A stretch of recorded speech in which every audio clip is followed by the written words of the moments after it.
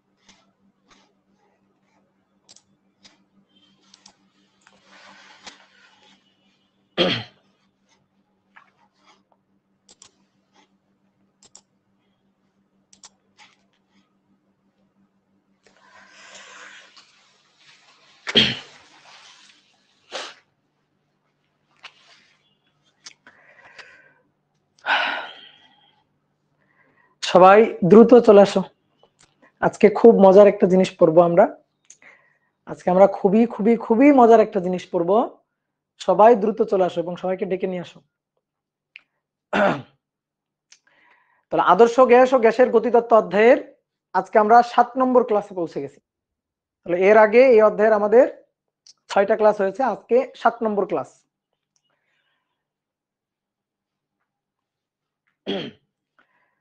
তো beginner two master academic সাইকেলের 10ম অধ্যায়ের আজকে 7 নম্বর ক্লাস।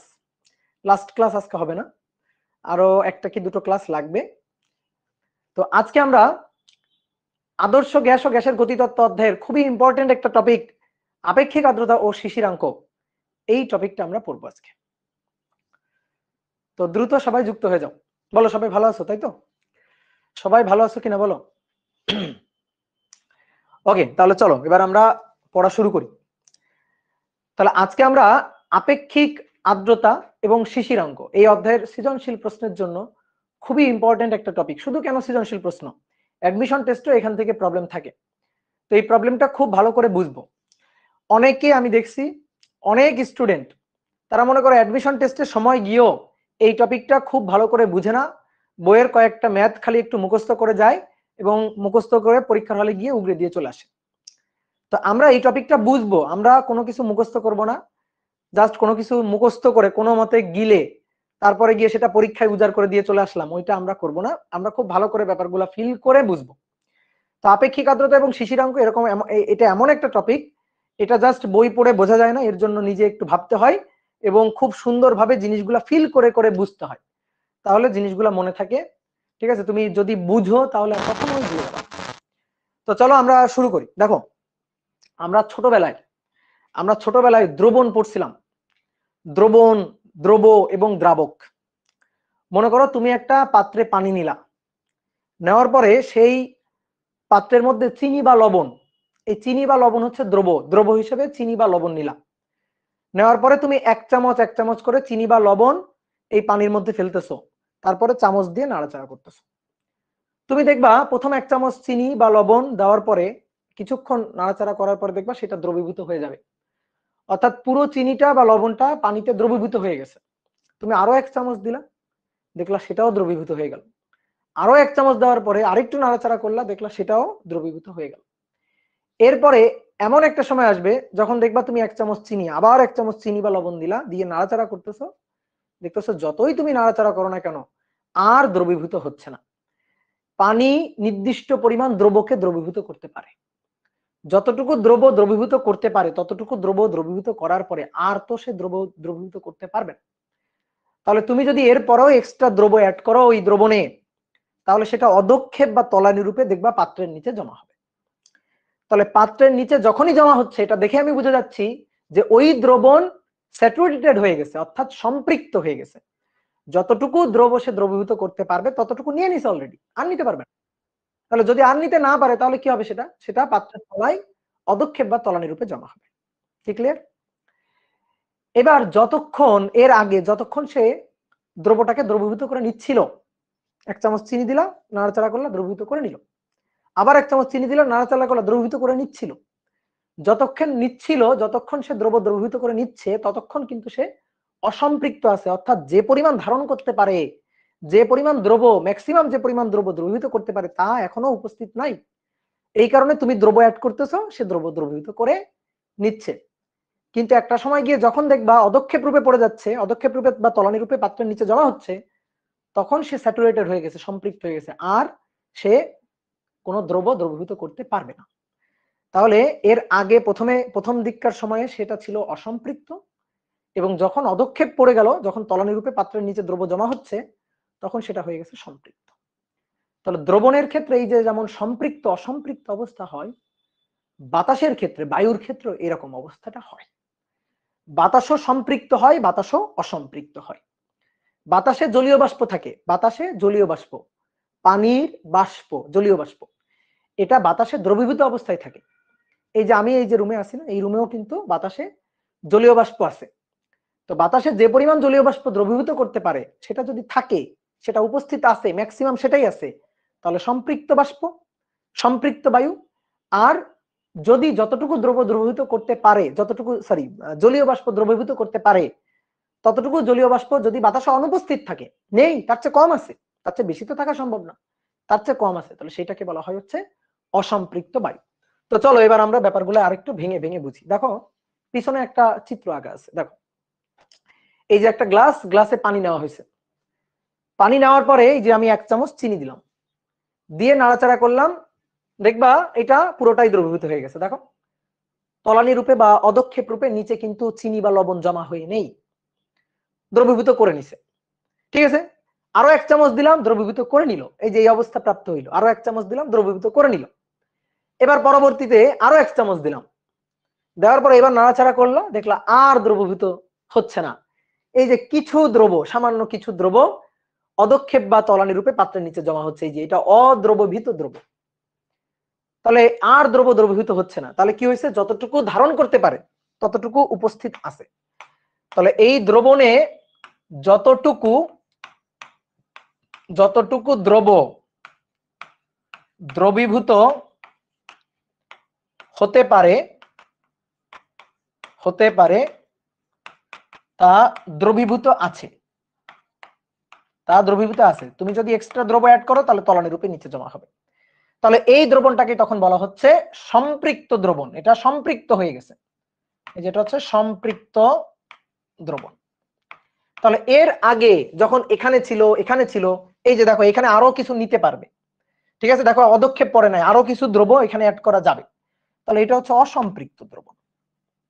অসম্পৃক্ত দ্রবণ তার মানে যতটুকু দ্রব দ্রবীভূত করতে পারে তা উপস্থিত নেই এখানে। হ্যাঁ, যতটুকু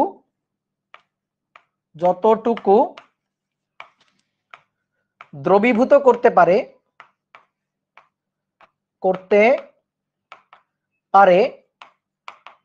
তার চেয়ে কম আছে, তার চেয়ে কম দ্রব দ্রবীভূত আছে, তাহলে সেটা হচ্ছে অসম্পৃক্ত দ্রবণ। বুঝলা, সহজ না? তাহলে অদক্ষেপ বা তলানি দেখলে আমি কি বুঝবো, যে ওটা সম্পৃক্ত হয়ে গেছে, ঠিক আছে, স্যাচুরেটেড হয়ে গেছে। আর এর আগে কি ছিল, আনস্যাচুরেটেড ছিল, অর্থাৎ অসম্পৃক্ত ছিল। তাহলে অসম্পৃক্ত দ্রবণ, ঠিক আছে, সম্পৃক্ত দ্রবণ, এগুলো তো আমরা বুঝলাম। এইবার আসো আমরা অসম্পৃক্ত বায়ু আর সম্পৃক্ত বায়ু বুঝবো। আমার দ্রবণ নিয়ে কোনো কাজ নাই, ও ছোটবেলায় শেখা হয়ে গেছে। আমার দ্রবণ নিয়ে কোনো কথা নাই, আমার কথা হচ্ছে বায়ু নিয়ে, সম্পৃক্ত বায়ু অসম্পৃক্ত বায়ু নিয়ে। তাহলে আমি কি বলছিলাম, বায়ুতে নাকি জলীয় বাষ্প দ্রবীভূত থাকে। এই যে আমি যে রুমে অবস্থান করতেছি, তুমি যে রুমে এখন অবস্থান করতেছো, এই রুমের বাতাসে জলীয় বাষ্প আছে, রুমে তো বাতাস আছে, এটা তো আগে মানো। তাহলে রুমে যদি বাতাস থাকে তাহলে এই বাতাসে জলীয় বাষ্প দ্রবীভূত আছে। এবার অনেকের মনে হতে পারে না ভাই বাতাসে কেমনে জলীয় বাষ্প দ্রবীভূত আছে।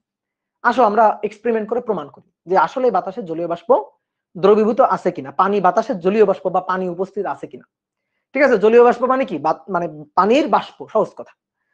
তো দেখি সেটা দ্রবীভূত আছে কিনা, আমরা এক্সপেরিমেন্ট করব। কিভাবে এক্সপেরিমেন্ট করবা, তুমি ফ্রিজ থেকে একটা ঠান্ডা পানির বোতল বের করবা, ফ্রিজ থেকে একটা ঠান্ডা পানির বোতল, একটা মনে করো যে কোকের ক্যান, ঠিক আছে, বা একটা ঠান্ডা পানির বোতল, বা ধরো যে আইসক্রিমের একটা প্যাকেট তুমি ফ্রিজ থেকে বের করবা, বের করে ডাইনিং টেবিলের উপরে রেখে দাও, টেবিলের উপর কিছুক্ষণ রেখে দাও। রেখে দিলে দেখবা এই অবস্থা হবে, এই যে বোতলটা, এই বোতলের গায়ে দেখবা পানির ফোঁটা ফোঁটা ফোঁটা ফোঁটা পানি জমে গেছে। ঠিক আছে, দেখো আমি এখানে চিত্র দেখাইছি, দেখো এই যে পানির দুইটা পানির বোতল আছে, দেখো পানির বোতলের গায়ে দেখো ফোঁটা ফোঁটা ফোঁটা ফোঁটা পানি জমছে। ঠিক আছে, এই যে কোকের যে ক্যানটা আছে, এই ক্যানটার গায়ে দেখো ফোঁটা ফোঁটা ফোঁটা ফোঁটা পানি জমছে। ফ্রিজ থেকে বের করে রাখলে দেখবে এইটা হবে। তো আমার প্রশ্ন হচ্ছে, এই যে তুমি ফ্রিজ থেকে বের করে রাখার পরে এই যে বোতলের গায়ে যে পানির ফোঁটা জমা হইলো, বিন্দু বিন্দু বিন্দু বিন্দু পানি জমা হইলো, বা অনেক সময় দেখবা অনেকক্ষণ ধরে রেখে দিলে দেখবা নিচে পানি জমে গেছে। ঠিক আছে, বোতলের নিচে দেখবা এরকম পানি জমে গেছে, নিচে অনেক পানি জমে গেছে। তো এই পানিটা আসলো কোত্থেকে? বোতলের ভেতর থেকে বাইরে চলে আসছে? না, বোতলের ভেতর থেকে বাইরে আসেনি। বোতলের ভেতর থেকে তো বাইরে আসতে পারবে না, এটা তো সম্ভব না, তাই না? তাহলে এই পানিটা আসলো কোত্থেকে? এই পানিটা আসলে বাতাস থেকে আসলো, অর্থাৎ বাতাসে জলীয় বাষ্প দ্রবীভূত অবস্থায় ছিল। এবার কি হয়েছে, যখন এই বোতলের সংস্পর্শে, এই বোতলের সংস্পর্শে যখন বাতাস আসছে, এই যে বাতাস, আশেপাশের বাতাস যখন এই বোতলের সংস্পর্শে আসছে, তখন বাতাসে তো জলীয় বাষ্প আছে। এবার জলীয় বাষ্প ফ্রিজ থেকে বের করছো তুমি, এই বোতলটা, বোতলটা তুমি ফ্রিজ থেকে বের করছো, ঠান্ডা, তাই না? ঠান্ডা, এর টেম্পারেচার অনেক কম। তাহলে যখন বাতাসের আশেপাশে, যখন বাতাস, এই বোতলের আশেপাশে যে বাতাসটা আছে, সেই বাতাসটা যখন বোতলের সংস্পর্শে আসছে, তখন কম তাপমাত্রায়, ফ্রিজ থেকে বের করছো, তাপমাত্রা কম, তাহলে কম তাপমাত্রায় বাতাসে যে জলীয় বাষ্প উপস্থিত আছে, সেই জলীয় বাষ্প ঘনীভূত হয়ে গেছে। তাহলে জলীয় বাষ্প হচ্ছে পানির বাষ্পাভিত রূপটা, তো সেটা যখন ঘনীভূত হবে, জলীয় বাষ্প যখন ঘনীভূত হবে, তখন কিসে পরিণত হবে? পানিতে পরিণত হবে। তাহলে এই যে বোতলের গায়ে যে ফোঁটা ফোঁটা বিন্দু বিন্দু পানি জমছে, এই পানি আসলে বাতাসে উপস্থিত যে জলীয় বাষ্প ছিল, সেই জলীয় বাষ্পের ঘনীভূত অবস্থা। তাহলে এই বিন্দু বিন্দু পানির ফোঁটার উৎস কোথায়? উৎস হচ্ছে বাতাস, বাতাসের জলীয় বাষ্প দ্রবীভূত অবস্থায় ছিল। কি কথা বুঝলাম? তাহলে বাতাসে যে জলীয় বাষ্প উপস্থিত থাকে, এর প্রমাণ কিন্তু আমরা পাইলাম। এর বিভিন্ন রকম ঘটনা দেখা যায়। অনেক সময় তুমি দেখবা, মনে করো যে রুমের ভিতর যদি তুমি এসি ছেড়ে দাও, ঠিক আছে, রুমের ভিতর মনে করো এসি ছাড়া আছে এবং এসির টেম্পারেচার অনেক কমানো আছে, তাহলে দেখবা তোমার ধরো যে রুমের যে থাই গ্লাস থাকে না, থাই গ্লাস আমরা অনেক সময় জানলায় থাই গ্লাস ব্যবহার করি বা ব্যালকনিতে দরজায় থাই গ্লাস ব্যবহার করি, দেখবা যদি টেম্পারেচার, রুমের টেম্পারেচার অনেক কম করে দাও, এসি ছেড়ে অনেক টেম্পারেচার কম করে দাও, তাহলে দেখবা থাই গ্লাস বেয়ে বেয়ে বাইরে থেকে পানি পড়তেছে। তো এই বাইরে থাই গ্লাসে পানিটা আসলো কোত্থেকে? থাই গ্লাস বেয়ে বেয়ে যে পানি পড়তেছে, ফোটা ফোটা ফোটা ফোটা যে পানি জমে গেছে থাই গ্লাসে, এটা আসলো কোত্থেকে? এটা আসলো আসলে বাতাসে উপস্থিত জলীয় বাষ্প থেকে। যখন তুমি রুমে এসি ছেড়ে রাখছো, রুমের টেম্পারেচার অনেক কমে গেছে, তো রুমের টেম্পারেচারটা, ভেতরে টেম্পারেচারটা কম, কিন্তু বাইরের টেম্পারেচারটা তো বেশি।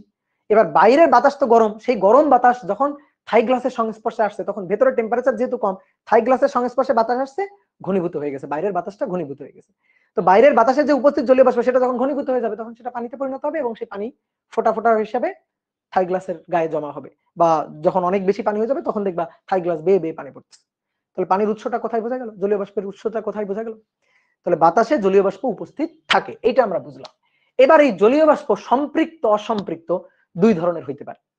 কোন নির্দিষ্ট আয়তনের বায়ুতে একটা নির্দিষ্ট পরিমাণ জলীয় বাষ্প ধারণ করতে পারে।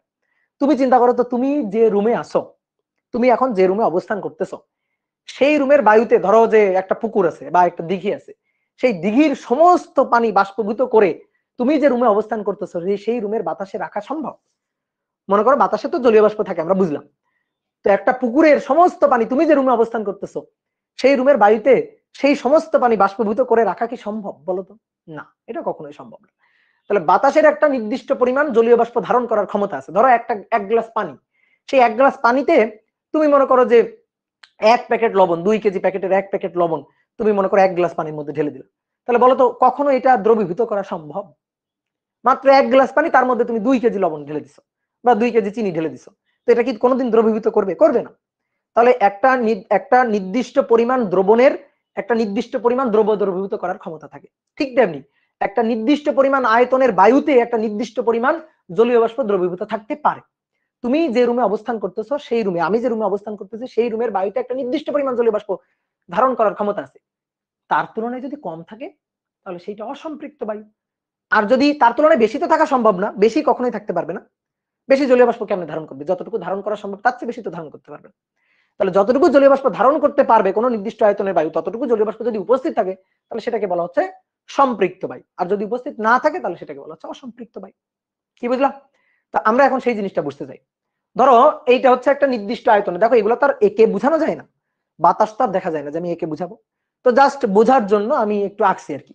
ধরো এই যে সাদা সাদা গোলগুলো দেওয়া হয়েছে সাদা কালি দিয়ে, এগুলো হচ্ছে বায়ুর অণু, মানে আদর্শ গ্যাসের অণু। বায়ু মানে তো মানে বাতাস মানে হচ্ছে হাইড্রোজেন, নাইট্রোজেন, অক্সিজেন, এগুলাই। নাইট্রোজেন বেশি আর কি, নাইট্রোজেন বেশি, পার্সেন্টেজে বেশি। তো এই যে আদর্শ গ্যাসের অণুগুলো, এগুলো খুবই ক্ষুদ্র, ছোট ছোট ছোট ছোট অণু। তো এই আদর্শ গ্যাসের অণুগুলো ধরো নির্দিষ্ট আয়তনের, বায়ু হচ্ছে এতটুকু, এই যে একটা আয়তন, এইটুকুতে এই যে কিছু পরিমাণ বাতাস আছে।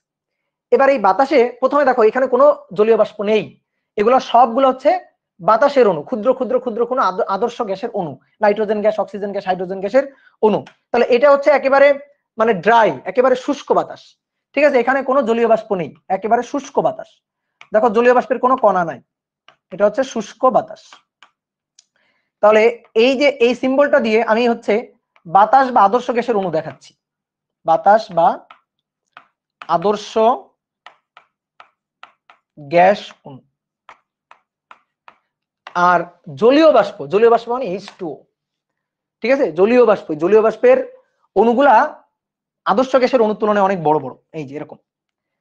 জলীয় বাষ্প H2O কিন্তু আদর্শ গ্যাস না। ঠিক আছে, আদর্শ গ্যাস মানে বাতাস, বাতাসের মধ্যে জলীয় বাষ্পের অণু। তো জলীয় বাষ্পের অণুগুলা কিন্তু বড় বড়।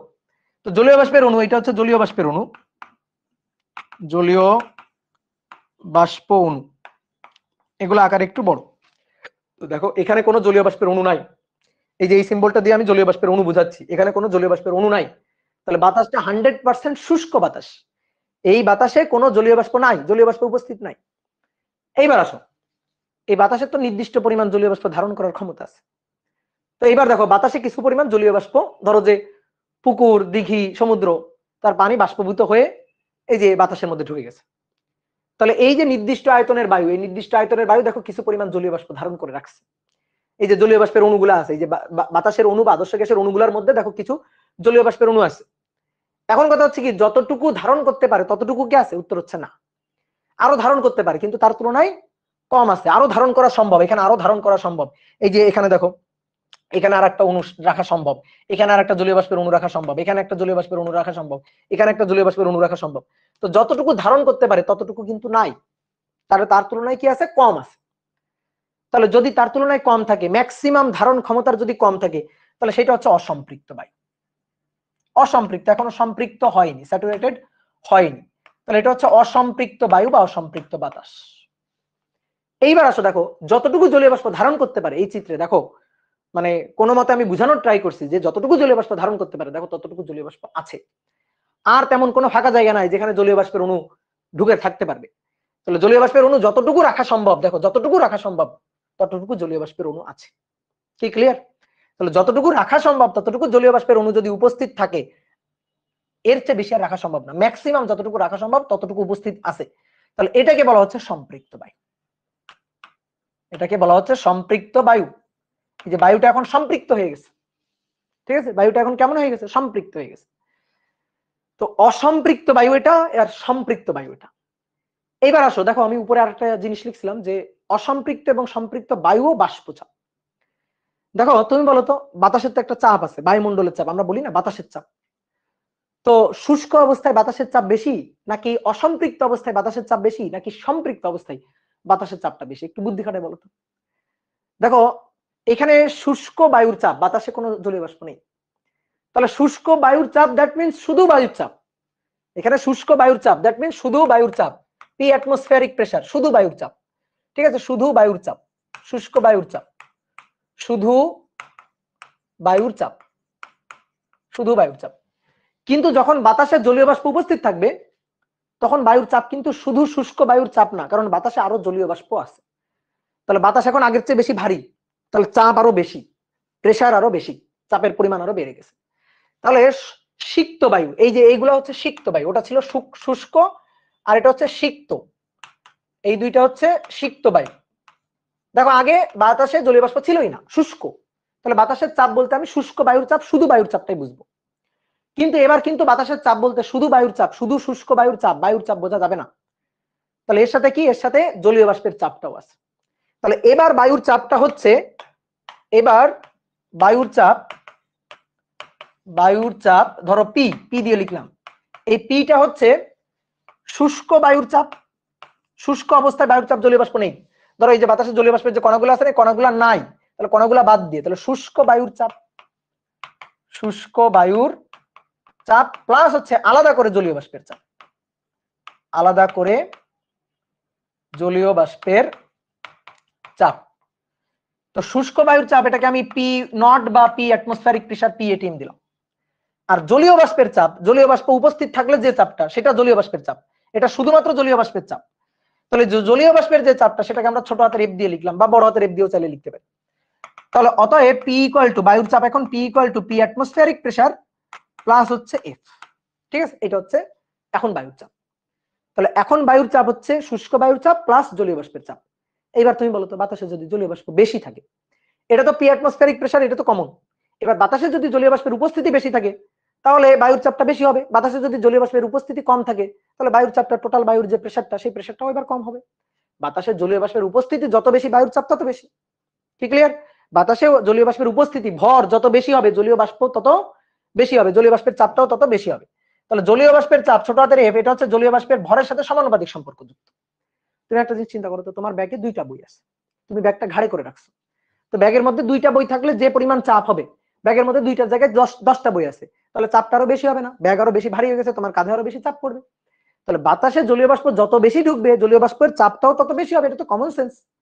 দেখো এই অবস্থায় চাপটা কম, এই অবস্থায় চাপটা বেশি, কারণ এখানে জলীয় বাষ্প যতটুকু আছে তার চেয়ে এখানে জলীয় বাষ্প আরো বেশি আছে। তাহলে তুমি এবার বলো তো সম্পৃক্ত বায়ুর চাপটা বেশি নাকি অসম্পৃক্ত বায়ুর চাপটা বেশি? বলো, বুঝো বলো। সম্পৃক্ত বায়ুর চাপটাই হচ্ছে সবচেয়ে বেশি। আর এর আগে তো অসম্পৃক্ত অবস্থা ছিল, মানে যা ধারণ করতে পারে তার তুলনায় কম ছিল, তাহলে জলীয় বাষ্পের চাপটাও কম হবে। তাহলে জলীয় বাষ্পের পরিমাণ যত বায়ুতে বাড়বে জলীয় বাষ্পের চাপটাও তত বাড়বে। তো সম্পৃক্ত অবস্থায় জলীয় বাষ্পের পরিমাণ তো ম্যাক্সিমাম, তাহলে ওই অবস্থায় চাপটাও হবে ম্যাক্সিমাম। কি ক্লিয়ার? তাহলে এইবার আসো সম্পৃক্ত আর অসম্পৃক্ত বাষ্পচাপ কাকে বলে। সহজ কথা, সম্পৃক্ত বায়ু যে পরিমাণ চাপ দেয় সেটা হচ্ছে, যে পরিমাণ বায়ুমণ্ডলীয় চাপ প্রয়োগ করে সেটাই হচ্ছে সম্পৃক্ত বাষ্পচাপ, আর অসম্পৃক্ত বায়ু যে পরিমাণ চাপ দেয় সেটা হচ্ছে অসম্পৃক্ত বাষ্পচাপ। খুব সহজ কথা। তাহলে আমরা এখান থেকে 4টা ডেফিনেশন শিখলাম, কিন্তু 4টা ডেফিনেশন। সম্পৃক্ত বায়ু কাকে বলে, অসম্পৃক্ত বায়ু কাকে বলে, সম্পৃক্ত বাষ্পচাপ কাকে বলে, অসম্পৃক্ত বাষ্পচাপ কাকে বলে। কোন নির্দিষ্ট আয়তনের বায়ুতে যে পরিমাণ জলীয় বাষ্প দ্রবীভূত রাখা সম্ভব সেই পরিমাণ জলীয় বাষ্প যদি উপস্থিত থাকে তাহলে সেটাকে সম্পৃক্ত বায়ু বলে। আর সম্পৃক্ত বায়ু যে চাপ দেয় সেটাই হচ্ছে সম্পৃক্ত বাষ্পচাপ। কোন নির্দিষ্ট আয়তনের বায়ুতে যে পরিমাণ জলীয় বাষ্প উপস্থিত থাকতে পারে তার তুলনায় যদি কম থাকে তাহলে সেই বায়ুকে অসম্পৃক্ত বায়ু বলে। আর অসম্পৃক্ত বায়ু যে চাপ দেয় সেটাকে বলা হয় অসম্পৃক্ত বাষ্পচাপ। কি ক্লিয়ার? আর এই অসম্পৃক্ত বা সম্পৃক্ত বাষ্পচাপটা বায়ুতে উপস্থিত জলীয় বাষ্পের ভরের সাথে সমানুপাতিক। এই যে জলীয় বাষ্পের ভরের সাথে সমানুপাতিক, জলীয় বাষ্পের ভরটা যত বাড়বে তত ছোট হাতের এফটা বাড়বে। আর স্বাভাবিক কথা, ছোট হাতের এফ বাড়লে তো পিটা বাড়বে, টোটাল বায়ুর প্রেসারটাও বাড়বে। বুঝছো? কি ক্লিয়ার? তাহলে এবার আসো, এবার আমরা বায়ুতে যে জলীয় বাষ্প উপস্থিত আছে এইটা আমরা জনগণকে বুঝাইতে চাই, এটা আমরা প্রকাশ করতে চাই। তো এইটা প্রকাশ করা যায় দুই ভাবে, একটা হচ্ছে পরম আর্দ্রতার সাহায্যে আর একটা হচ্ছে আপেক্ষিক আর্দ্রতার সাহায্যে। তাহলে আর্দ্রতা মানে বায়ুতে যদি জলীয় বাষ্প উপস্থিত থাকে তাহলে সেটা হচ্ছে আর্দ্র বায়ু বা সিক্ত বায়ু। তো বায়ুতে জলীয় বাষ্পের উপস্থিত থাকাকে বলা হয় আর্দ্রতা। তো এই আর্দ্রতাকে আমরা দুই ভাবে প্রকাশ করতে পারি, একটা হচ্ছে পরম আর্দ্রতা আর একটা হচ্ছে আপেক্ষিক আর্দ্রতা। তা আসো দেখি কোনটা কি বলছে আমরা একটু বুঝি। ঠিক আছে, তো প্রথমে আসো পরম আর্দ্রতা। 1 নম্বরটা পরম আর্দ্রতা, অ্যাবসোলিউট হিউমিডিটি। অ্যাবসোলিউট মানে পরম। তো পরম আর্দ্রতা কি বলতেছে? কোন স্থানের একক আয়তনের বায়ুতে উপস্থিত জলীয় বাষ্পের পরিমাণকে ওই স্থানের পরম আর্দ্রতা বলে। কোন স্থানের একক আয়তনের বায়ুতে, তুমি যে রুমে আসো না সেই রুমের তো একটা আয়তন আছে তাই না? তো সেই রুমে কি জলীয় বাষ্প নেই? সেই রুমের বাতাসে কি জলীয় বাষ্প নেই? আছে তো। জলীয় বাষ্প যদি মনে হয় যে নেই, তুমি সাথে সাথে ফ্রিজ থেকে একটা ঠান্ডা পানির বোতল বের করে এনে তোমার রুমে রাখো, দেখো ওই বোতলের গায়ে পানি জমে কিনা। যদি বোতলের গায়ে বিন্দু বিন্দু পানি জমে তার মানে তুমি যে রুমে অবস্থান করতেছো সেই রুমের বাতাসে জলীয় বাষ্প আছে। তাহলে তুমি যে রুমে অবস্থান করতেছো সেই রুমের বাতাসে জলীয় বাষ্প উপস্থিত আছে, এটা কনফার্ম। এবার তুমি যে রুমে অবস্থান করতেছো ওই রুমের একক আয়তনের বায়ুতে, তুমি যে রুমে অবস্থান করতেছো ওই রুমের একক আয়তনের বায়ুতে যে পরিমাণ জলীয় বাষ্প আছে সেটা হচ্ছে তোমার রুমের পরম আর্দ্রতা। আমার রুমের একক আয়তনের বায়ুতে যে পরিমাণ জলীয় বাষ্প আছে, একক আয়তনের বায়ুতে যে পরিমাণ জলীয় বাষ্প আছে সেটা হচ্ছে আমার রুমের পরম আর্দ্রতা। তাহলে আমরা একটু ডেফিনেশনটা ছোট্ট করে লিখি, ইন ডিটেইলস লিখতে হবে না, ছোট্ট করে যতটুকু আমরা বুঝি। সেটা হচ্ছে কোন স্থানের একক আয়তনের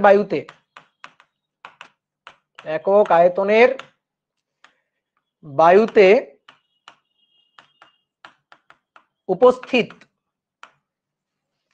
জলীয় বাষ্পের পরিমাণকে, জলীয় বাষ্পের পরিমাণকে পরম আর্দ্রতা বলে। পরিমাণকে ডট ডট ডট ডট লিখে নিও, হ্যাঁ, পরম আর্দ্রতা বলে। বলতো পরম আর্দ্রতার একক কি হবে? পরম আর্দ্রতার একক হবে, এসআই একক হবে কেজি পার মিটার কিউব, অথবা যদি সিজিএস এককে বলি তাহলে গ্রাম পার সিসি। সিসি মানে কিউবিক সেন্টিমিটার, সেন্টিমিটার কিউব আর কি। তাহলে একক আয়তনের বায়ুতে কি পরিমাণ আছে, তাহলে নিচে আয়তন আর উপরে কি পরিমাণ জলীয় বাষ্প দ্রবীভূত আছে তার ভর, তাহলে ভর ভাগ আয়তন, কেজি মিটার কিউব, তাহলে কেজি পার মিটার কিউব, এটা হচ্ছে একক হবে। তাহলে আমি যদি একটু সূত্র লেখার ট্রাই করি, পরম আর্দ্রতার সূত্র, পরম আর্দ্রতার সূত্রটা লেখার ট্রাই করি, যে পরম আর্দ্রতা ধরো তোমাকে নির্ণয় করতে দিই। তুমি যে রুমে অবস্থান করতেছো সেই রুমের আয়তন ধরো ভি, ওই রুমের আয়তনে ভি আয়তনে জলীয় বাষ্প আছে এম পরিমাণ, তাহলে অতএব একক আয়তনের বায়ুতে কি পরিমাণ জলীয় বাষ্প আছে, এম ডিভাইডেড বাই ভি, এটাই পরম আর্দ্রতা। তাহলে পরম আর্দ্রতার সূত্র হচ্ছে এম জলীয় বাষ্পের ভর, বায়ুতে উপস্থিত জলীয় বাষ্পের ভর ডিভাইডেড বাই বায়ুর আয়তন। উপরে হচ্ছে বায়ুতে উপস্থিত জলীয় বাষ্পের ভর, নিচে হচ্ছে বায়ুর আয়তন, তাহলে এটাই হচ্ছে সূত্র। তাহলে আমরা একটু এখানে লিখে রাখি, বায়ুতে উপস্থিত জলীয় বাষ্প, উপস্থিত জলীয় বাষ্প, আর নিচে হচ্ছে ওই বায়ুর আয়তন, ওই বায়ুর আয়তন। তাহলে তুমি বলো তো, যে আমি বললাম সাপোজ আমার রুমের বায়ুতে জলীয় বাষ্পের পরিমাণ বা পরম আর্দ্রতা হচ্ছে 2 গ্রাম পার মিটার কিউব, ধরো এটা আমি বললাম, বলো তো তুমি এটাতে কি বুঝলা বলো। অর্থাৎ আমি যে রুমে অবস্থান করতেছি সেই রুমের একক আয়তনের 1 মিটার কিউব আয়তনের, একক আয়তনের, এসআই এককে একক আয়তনের বায়ুতে উপস্থিত জলীয় বাষ্প হচ্ছে 2 গ্রাম। আচ্ছা, এটা বলে দিয়ে তোমাকে যদি বলা হয় আচ্ছা তোমার রুমের পরম আর্দ্রতা এইটা, তাহলে তোমার রুমে, তুমি এখন যে রুমে অবস্থান করতেছো সেই রুমে কি পরিমাণ জলীয় বাষ্প দ্রবীভূত আছে বের করতে পারবা? হ্যাঁ পারবা। তুমি একটা ফিতা নিয়ে এসে তোমার রুমের দৈর্ঘ্য মাপবা, প্রস্থ মাপবা আর উচ্চতাটা মাপবা, মাপার পরে দৈর্ঘ্য প্রস্থ উচ্চতা গুণ দিলে পাবা আয়তন। ঐকিক নিয়ম, একক আয়তনের বায়ুতে আছে এতটুকু, অতএব টোটাল তোমার রুমের আয়তনের বায়ুতে কি পরিমাণ জলীয় বাষ্প আছে। কি কথা কি বুঝছো? এবার আসো আমরা এই পরম আর্দ্রতা এইটা একটা সুন্দর উদাহরণের মাধ্যমে বুঝবো। ধরো একটা পেটুক লোক, এই যে এই হচ্ছে একটা পেটুক লোক, তার ভুঁড়ি এইটা, ঠিক আছে, ধরো আমাদের অভিদত্ত তুষার স্যার, তো এই হচ্ছে তার হাত, আর এই হচ্ছে তার পা, আর এই হচ্ছে তার ভুঁড়ি। এবার মনে করো সে খেতে পারে, আচ্ছা খেতে পারে না, খেতে পারে পরে, তার পেটে খাবার আছে, তার পেটে খাবারের পরিমাণ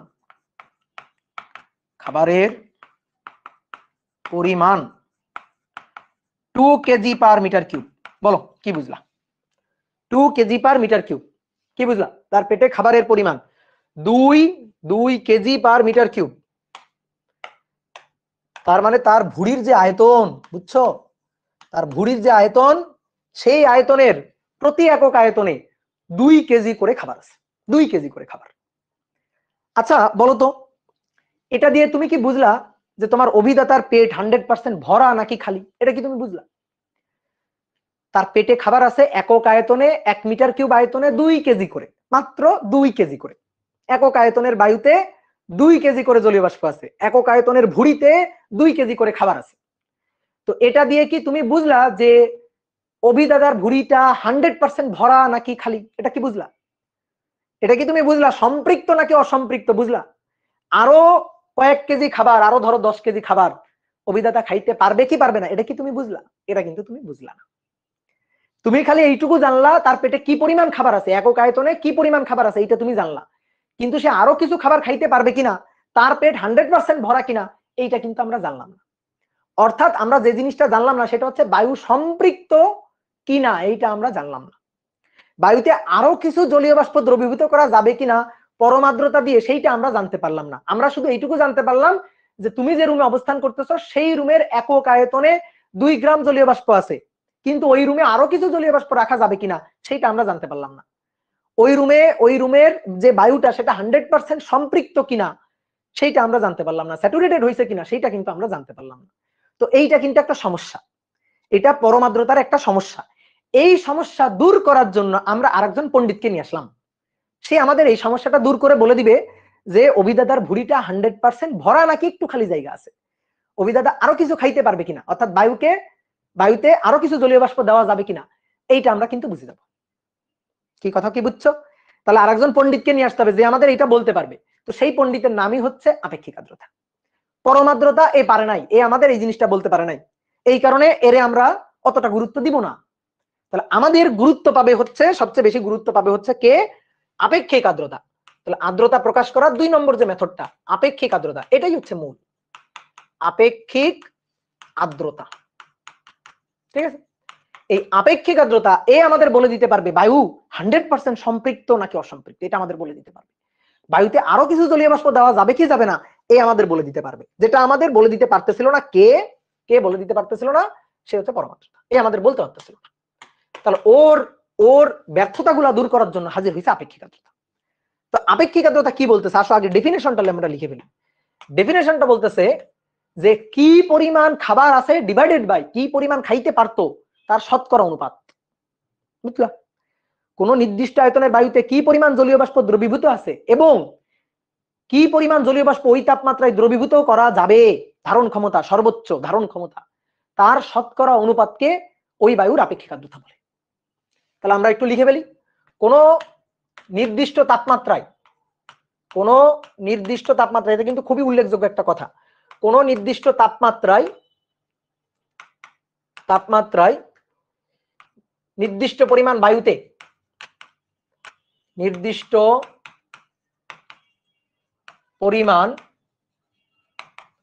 বায়ুতে উপস্থিত জলীয় বাষ্পের ভর, উপস্থিত জলীয় বাষ্প ও ওই তাপমাত্রায় সর্বোচ্চ ধারণক্ষম জলীয় বাষ্প, সর্বোচ্চ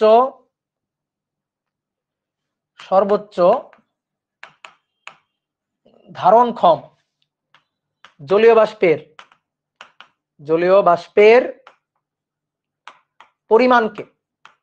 পরিমাণের অনুপাতকে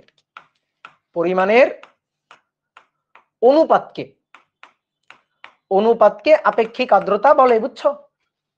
তার মানে কি দাঁড়াইলো, কি পরিমাণ খাইলাম ডিভাইডেড বাই কি পরিমাণ খাইতে পারলাম তার শতকরা অনুপাত। যেমন আমি বললাম কোন স্থানের আপেক্ষিক আর্দ্রতা, বায়ুর আপেক্ষিক আর্দ্রতা 80%, মানে কি বায়ুর আপেক্ষিক আর্দ্রতাকে আর দিয়ে প্রকাশ করা হয়। বুঝছো? আর 80%, এই কথার অর্থটা কি? অর্থ হচ্ছে কোন নির্দিষ্ট আয়তনের বায়ুতে যে পরিমাণ জলীয় বাষ্প ধারণ করা সম্ভব তার 80% আছে, 20% এখনো ফাঁকা। তার মানে বায়ু এখনো 100% সম্পৃক্ত হয়নি, সম্পৃক্ততার লেভেল এসে 80%, এখনো 20% অসম্পৃক্ত আছে। ঠিক আছে, ফাঁকা আছে। তাহলে বায়ু সম্পৃক্ত নাকি অসম্পৃক্ত এইটা কিন্তু আমরা বুঝতে পারলাম, যেটা আগে আমরা বুঝতে পারতেছিলাম না সেইটা কিন্তু এখন বুঝতে পারলাম। আসো আমরা আর একটু উদাহরণটাকে ভেঙে লিখি। এই যে আমরা একটু আগে যে উদাহরণটা শিখলাম, এই যে এই হচ্ছে ভুঁড়ি, ঠিক আছে, এটা মাথা, 2টা চোখ, একটা নাক, একটা মুখ, 2টা হাত আর 2টা পা। ঠিক আছে, এবার এই যে লোকটা এ খাইতে পারে, ঠিক আছে, খেয়েছে আর খেতে পারে। ধরো খেয়েছে 8 কেজি খাবার, কিন্তু খেতে পারে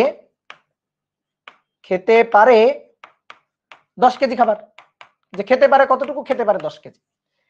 এবার তাকে জিজ্ঞেস করো তার পেট কত পার্সেন্ট ভরছে, তার পেট যত পার্সেন্ট ভরছে সেটাই হচ্ছে তার আপেক্ষিক আর্দ্রতা। তাহলে আপেক্ষিক আর্দ্রতা আর এটা সমান সমান, দেখো কি লিখছি, কোন নির্দিষ্ট আয়তনের, কোন নির্দিষ্ট তাপমাত্রায় নির্দিষ্ট আয়তনের বায়ুতে উপস্থিত জলীয় বাষ্পের চাপ, উপস্থিত জলীয় বাষ্পের ভর ও ওই তাপমাত্রায় সর্বোচ্চ ধারণক্ষম জলীয় বাষ্পের ভরের অনুপাতকে। তাহলে উপরের ওই বাংলা কঠিন কথাবার্তা বাদ দাও। নির্দিষ্ট আয়তনের বায়ুতে, নির্দিষ্ট তাপমাত্রায় নির্দিষ্ট আয়তনের বায়ুতে উপস্থিত জলীয় বাষ্পের ভর এবং সর্বোচ্চ ধারণক্ষম জলীয় বাষ্পের ভরের শতকরা অনুপাত একেই বলা হয় আপেক্ষিক আর্দ্রতা। 80%। নির্দিষ্ট আয়তনের ভুঁড়িতে উপস্থিত খাবার এবং খাইতে পারে যতটুকু খাবার তার শতকরা অনুপাতকে ওই ভুঁড়ির আপেক্ষিক আর্দ্রতা বলে। বুঝলা? ঠিক আছে, তাহলে একই রকম জিনিস না? তাহলে এইভাবে বুঝতে হবে, এই যে ভুঁড়িতে খাবার, এবার দেখো যে এই ভুঁড়িটা ফাঁকা আছে কিনা এইটা আমরা কিন্তু এবার জানতে পারলাম, যেটা আগে জানতে পারতেছিলাম না। তাহলে ভুঁড়িতে কি পরিমাণ খাবার আছে এইটা আমরা দুই ভাবে বলতে পারি, এক পরম আর্দ্রতার সাহায্যে, আর একটা হচ্ছে আপেক্ষিক আর্দ্রতার সাহায্যে। অর্থাৎ বায়ুতে কি পরিমাণ জলীয় বাষ্প আছে সেটা আমরা দুই ভাবে বলতে পারি, এক পরম আর্দ্রতার সাহায্যে আর দুই আপেক্ষিক আর্দ্রতার সাহায্যে। তাহলে পরম আর্দ্রতার সাহায্যে এটা জানা যায় একক আয়তনে কি পরিমাণ আছে, কিন্তু আপেক্ষিক আর্দ্রতার সাহায্যে এটা জানা যায় যে কতটুকু রাখতে পারতো আর কতটুকু আছে তার শতকরা অনুপাত। অর্থাৎ বায়ু সম্পৃক্ত নাকি অসম্পৃক্ত জানতে পারি, বায়ুতে ফাঁকা জায়গা আছে নাকি নেই সেটা আমরা জানতে পারি। কি কথা কি বুঝছো? তো আমাদের বেশিরভাগ কাজে লাগবে হচ্ছে আপেক্ষিক আর্দ্রতা। অনেক সময় 2 মার্কের প্রশ্ন আসে এই দুইটার মধ্যে কোনটা অধিক গ্রহণযোগ্য হিসাবে। আপেক্ষিক আর্দ্রতা গ্রহণযোগ্য কেন? ওই যে এর ব্যর্থতাগুলো দূর করে দেওয়ার জন্য আপেক্ষিক আর্দ্রতা তার উপস্থিতি। বুঝতে কি পারছো? বলো দেখি তোমাদের কমেন্ট দেখি।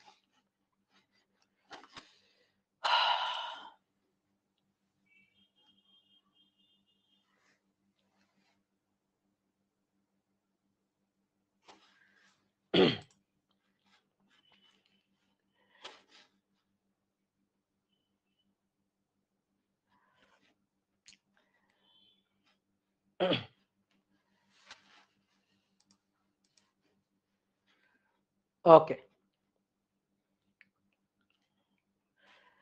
তাহলে সবাই বুঝছো নাকি?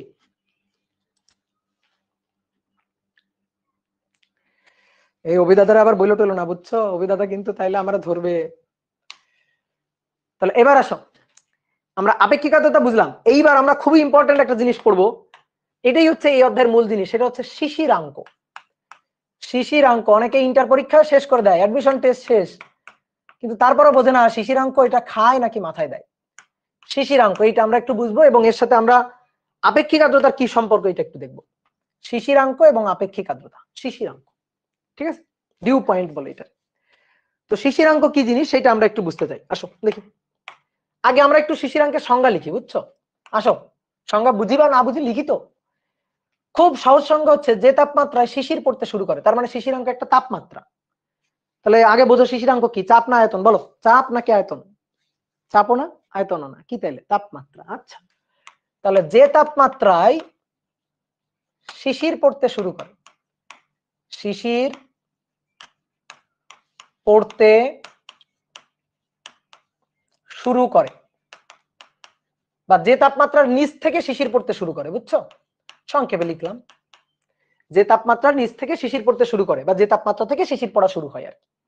আর একটা সুন্দর সংজ্ঞা আছে, যে তাপমাত্রায় কোনো নির্দিষ্ট আয়তনের বায়ু, যে তাপমাত্রায় কোনো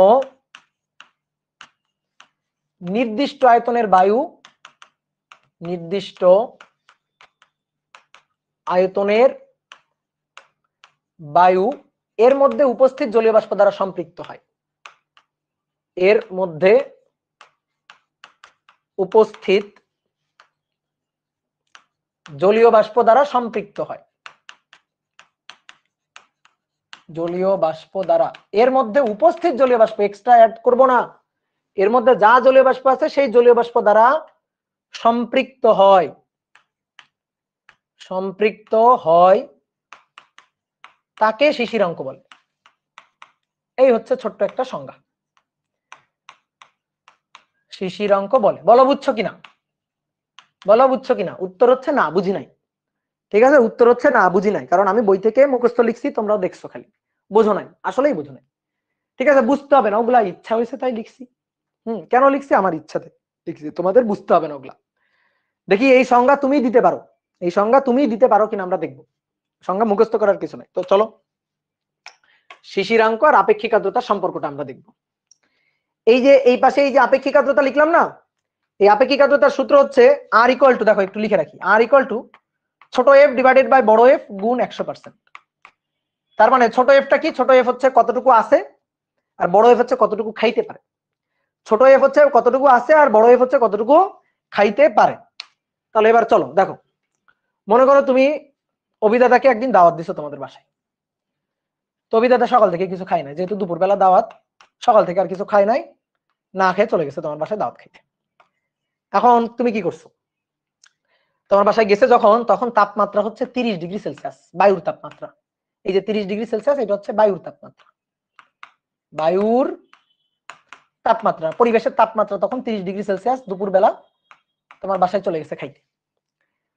এখন তোমার বাসায় খাবার রান্না করছে হচ্ছে 8 কেজি খাবার, কিন্তু খাইতে পারে হচ্ছে 10 কেজি। ঠিক আছে, এক বেলাতে খাইতে পারে, অভিদাতা 10 কেজি খাইতে পারে, কিন্তু খাবার রান্না করছে 8 কেজি।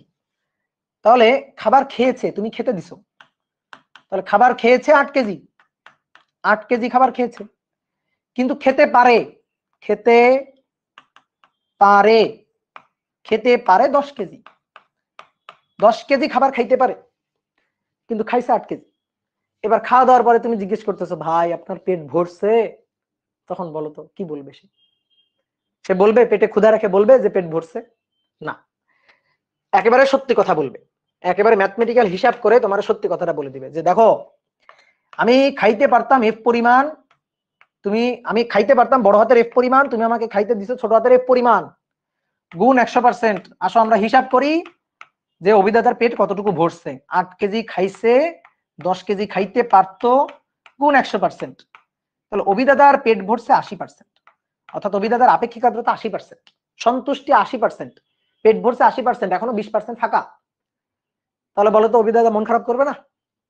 বাসায় দাওয়াত খাইতে গেছে, তুমি এখন খাইতে দাও নাই, এখনো 20% ফাঁকা রাখছো, তো মন খারাপ করবে। এখন অভিদাতা মন খারাপ করে বসে আছে। এখন বলো, তুমি অভিদাতা মন খারাপ করে বসে আছো, তোমার তোমার দেখতে ভালো লাগবে এটা? তুমি কি করছো, যে বলছো ভাই কান্নাকাটি করিয়েন না, ভাই থাকেন, আমি একটু বাজারে যাব, বাজারে গিয়ে আসতেছি, খাবার টাবার কিনে নিয়ে আসতেছি, আপনি মন খারাপ করিয়েন না। তো তুমি কি করছো, তাড়াতাড়ি সাইকেল নিয়ে চলে গেছো বাজার। ঠিক আছে, বাজারে গিয়ে আবার খাবার টাবার কিনে নিয়ে আসছো। এবার খাবার কিনে নিয়ে আসছো কয় কেজি? আরো 2 কেজি। এবার তখন কিন্তু তাপমাত্রা ছিল 30°C, তাপমাত্রা কিন্তু কমে টমে নাই, তাপমাত্রা কিন্তু যা ছিল তাই, তাপমাত্রা কিন্তু যা ছিল তাই, তাপমাত্রা কমে নাই। বাজার থেকে 2 কেজি খাবার কিনে নিয়ে এসে খাওয়াই দিছো। তাহলে এবার কিন্তু পেটে খাবার আছে, আগে তো 8 কেজি ছিল, আরো 2 কেজি এনে খাওয়াইলাম, তাহলে 10 কেজি খেতে পারে, খেতে পারে, এইটাও ভাই 10 কেজি। তাহলে এইবার জিজ্ঞেস করো, কি দাদা পেট ভরছে? দেখো তো এবার অভিদাতা কি বলে।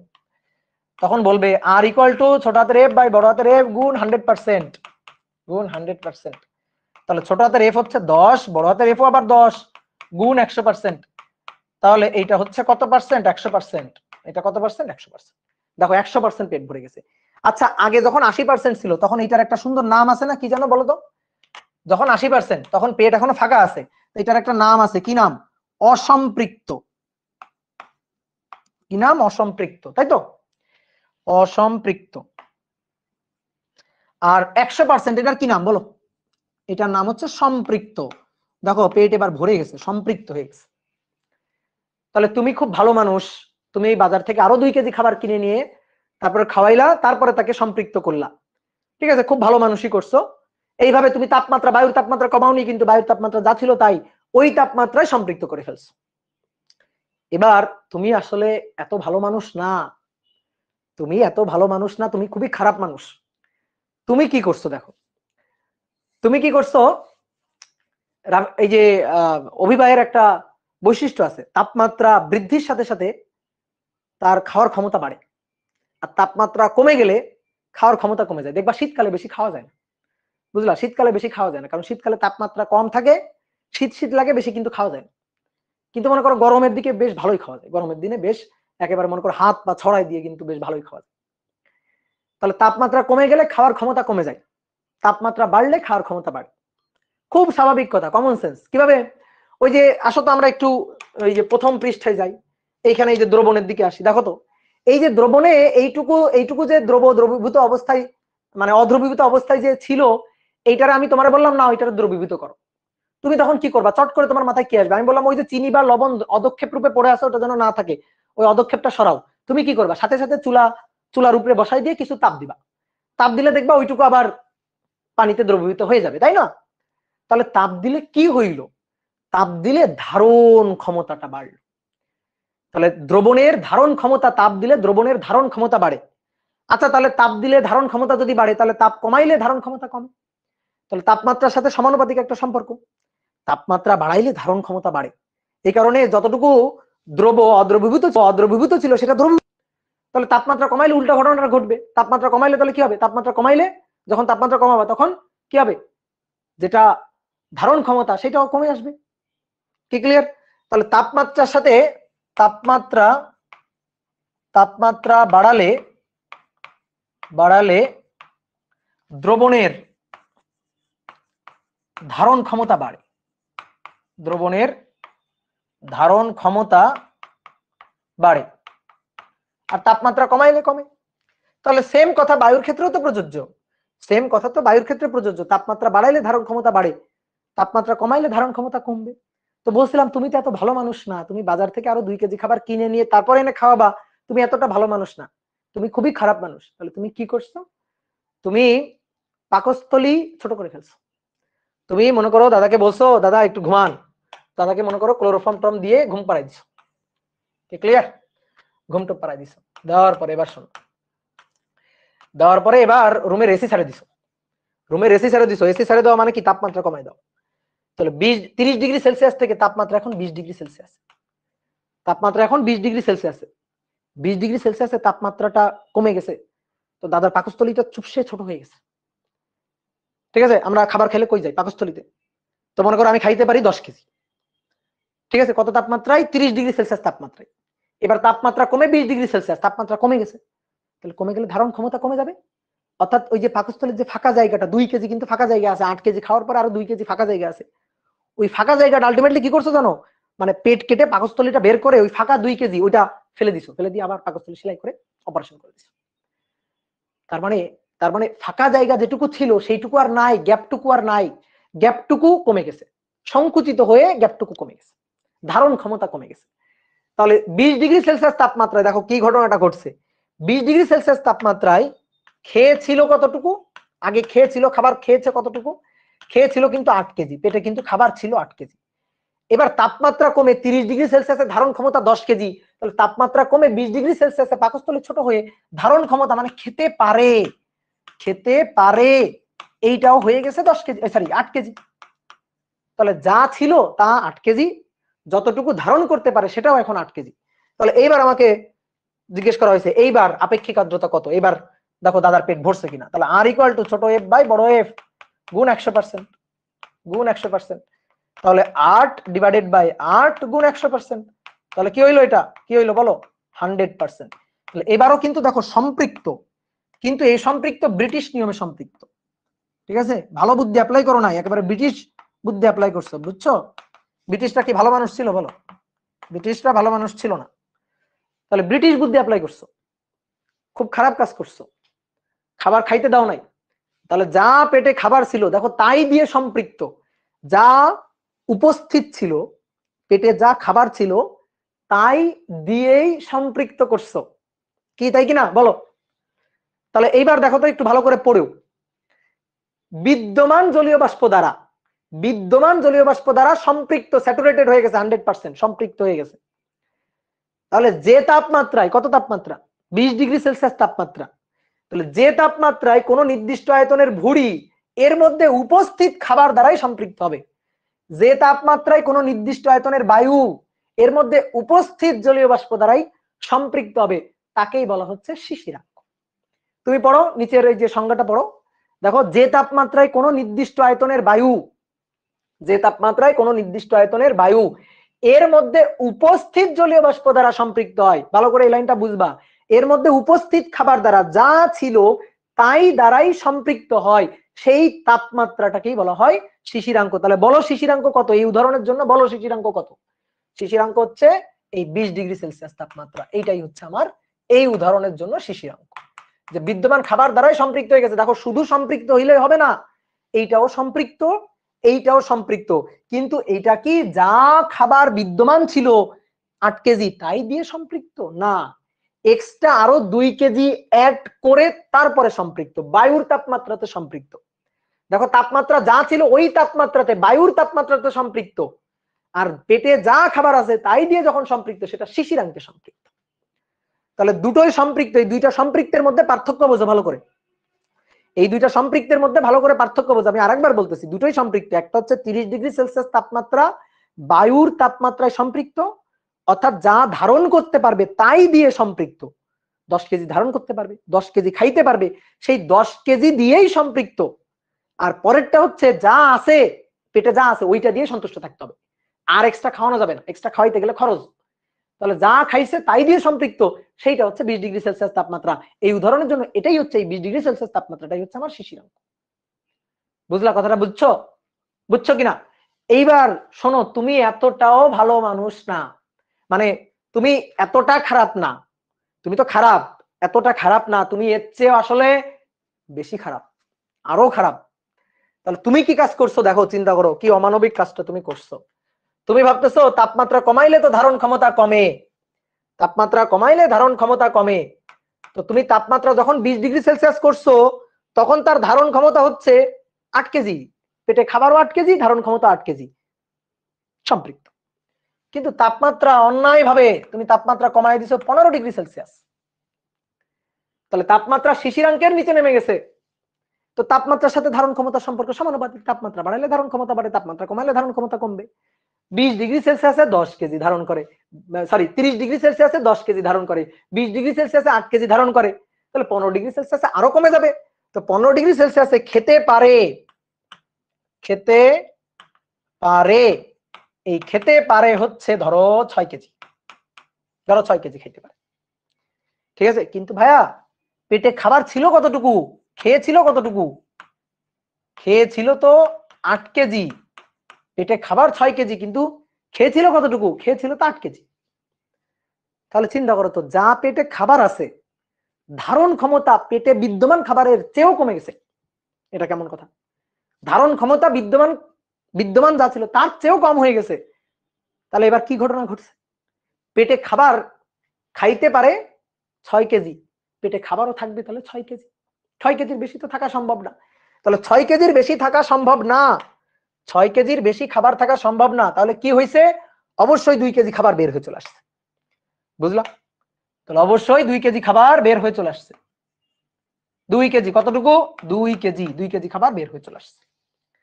তো এই যে 2 কেজি কিভাবে পাইলাম? 8 বিয়োগ 6 করে পাইলাম, যে 8 বিয়োগ 6 2 কেজি।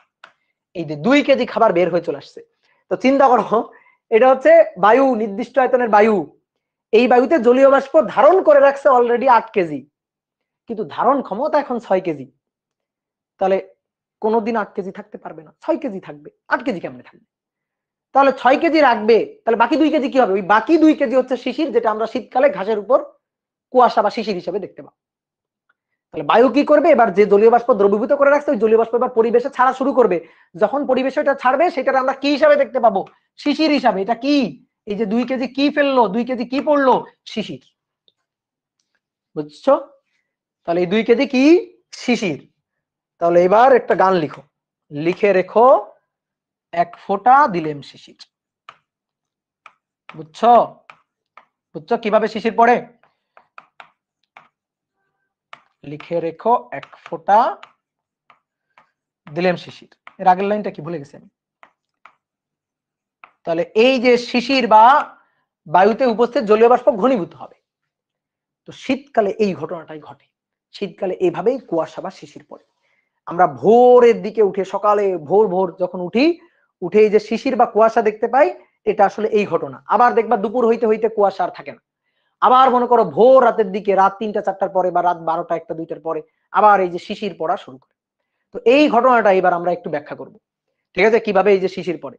তাহলে এবার আসো, কতটুকু কতটুকু শিশির পড়লো? 2 কেজি। অনেক সময় এটা চাই যে কতটুকু, কত শতাংশ শিশির ঘনীভূত হবে, কত শতাংশ শিশির পড়ছে। ধরো পেটে বিদ্যমান যা খাবার ছিল, পেটে কয় কেজি ছিল? 8 কেজি ছিল, তো তার কত শতাংশ বের হয়ে গেছে, তার কত শতাংশ শিশির পড়ছে। খুবই সহজ হিসাব, 8 থেকে বের হয়ে গেছে 2 কেজি শিশির। তাহলে অতএব 1 এর জন্য কত, অতএব 100 এর জন্য কত? তাহলে ঘনীভূত জলীয় বাষ্প, মানে শিশির বা ঘনীভূত জলীয় বাষ্প, ঠিক আছে, শিশির অথবা ঘনীভূত জলীয় বাষ্প, ঘনীভূত জলীয় বাষ্প, এই জলীয় বাষ্পের যদি শতকরা পরিমাণ বের করি, ঐকিক নিয়ম, 8 থেকে 2 কেজি, অতএব 1 এর জন্য কত, 100 এর জন্য কত। তাহলে 2 বাই, তাহলে 2টা আমরা কিভাবে পাই? 8 বিয়োগ 6 ডিভাইডেড বাই 8 গুণ 100%। তাহলে এইভাবেই ঘনীভূত জলীয় বাষ্প বা শিশির কত শতাংশ শিশির পড়বে, সেটা আমরা এইভাবে বের করি, এই সূত্র দিয়ে বের করি। বুঝলাম? এবার উপরের লাইনটা পড়ো, যে তাপমাত্রায় শিশির পড়তে শুরু করে সেইটাকে বলা হয় শিশিরাঙ্ক। দেখো তো বোঝো কিনা? 20 ডিগ্রি সেলসিয়াস তাপমাত্রায় 8 কেজি 8 কেজি সম্পৃক্ত হয়ে গেছে, যা পেটে বিদ্যমান ছিল তাই দিয়ে সম্পৃক্ত হয়ে গেছে। তাহলে শিশির এখনো পড়া শুরু করে নাই। এবার এর নিচ থেকে তাপমাত্রা 20°C থেকে একটু কমাই দাও। দেখো একটু যখনই কমাই দিবা, 19 করবা, 18 করবা, 17 করবা, 15 করবা, 14 করবা, তখনই দেখবা শিশির পড়বে, এবং তাপমাত্রা যত কমবে শিশির তত বেশি পড়বে। তাহলে যে তাপমাত্রার নিচ থেকে বায়ুস্থ জলীয় বাষ্প ঘনীভূত হওয়া শুরু করে, যে তাপমাত্রা থেকে বায়ুস্থ জলীয় বাষ্প ঘনীভূত হওয়া শুরু করে বা শিশির পড়তে শুরু করে, সেই তাপমাত্রাটাকেই বলা হয় শিশিরাঙ্ক। কি কথা কি বুঝছো? তাহলে খুব ভালো করে উদাহরণটা দেখো, আমি আরেকবার একটু বলি। 30°C তাপমাত্রা ছিল বায়ুর তাপমাত্রা, তখন ধারণ করতে পারতো 10, কিন্তু আছে 8, তার মানে 100% সম্পৃক্ত না, 80%। আপেক্ষিক আর্দ্রতা 80%। যখন 30°C তাপমাত্রা, বায়ুর তাপমাত্রা, আমি তাপমাত্রা চেঞ্জ করি নাই, এক্সট্রা আরো যতটুকু নিতে পারে সেটুকু দিলাম, দিয়ে সম্পৃক্ত করলাম।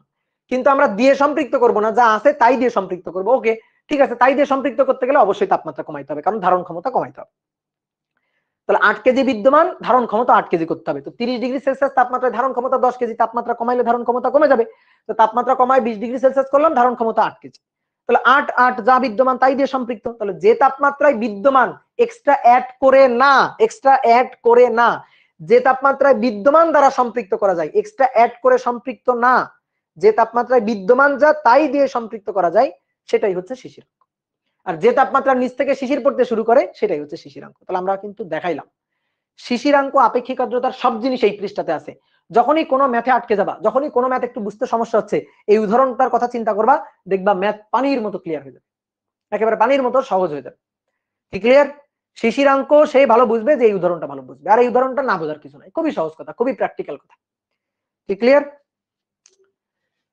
তাহলে এবার আসো আমরা এইখান থেকে এবার আপেক্ষিক আর্দ্রতার সূত্রটাকে আরেকটু ভাঙচুর করে লিখবো।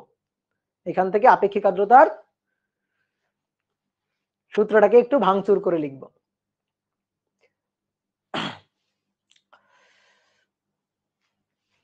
হ্যাঁ, এই যে আগের লাইনটা হচ্ছে, শৈবাল দিখিরে বলে উচ্চ করি শির, লিখে রেখো 1 ফোঁটা দিলেম শিশির। ওই যে বাংলায় পড়ছিলাম ছোটবেলায়, কি জানো, ভাব সম্প্রসারণ আসতো। ঠিক আছে, এবার তাহলে লিখো আপেক্ষিক আর্দ্রতা। অনেকে মনে করতে পারে ভাই আপেক্ষিক আর্দ্রতা তো একটু আগে পড়লাম, ওই পড়া না, এইবার আসো আপেক্ষিক আর্দ্রতাকে একেবারে ভাঙচুর করে শিখবো আমরা। আপেক্ষিক আর্দ্রতা খুবই ইম্পর্টেন্ট টপিক।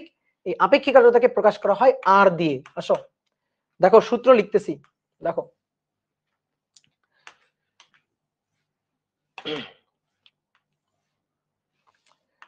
বায়ুর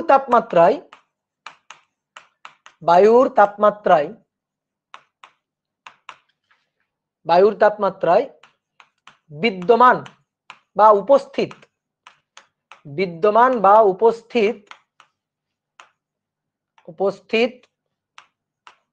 জলীয় বাষ্পের ভর,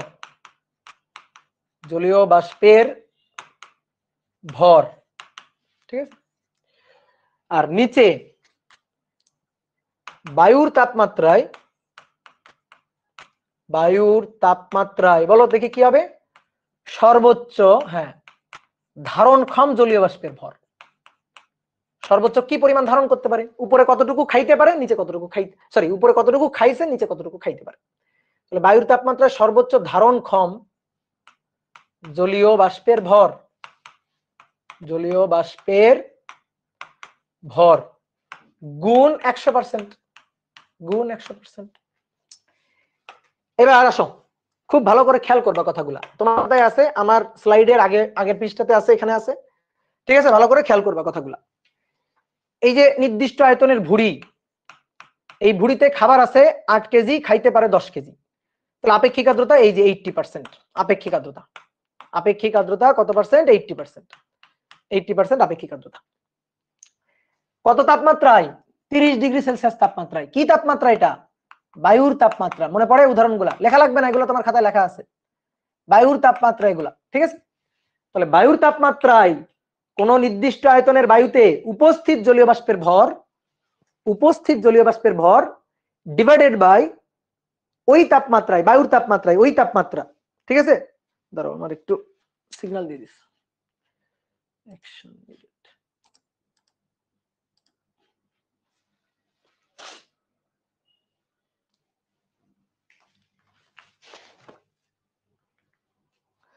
তাহলে বায়ুর তাপমাত্রায় বিদ্যমান বা উপস্থিত জলীয় বাষ্পের ভর নিচে বায়ুর তাপমাত্রায় সর্বোচ্চ ধারণক্ষম জলীয় বাষ্পের ভর।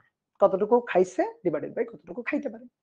এইবার শোনো, এখানে ভর দিয়ে লিখছি না, বইতে দেখবা ভরের জায়গায় লেখা আছে চাপ, এখানে অথবা দিয়ে লেখা আছে চাপ।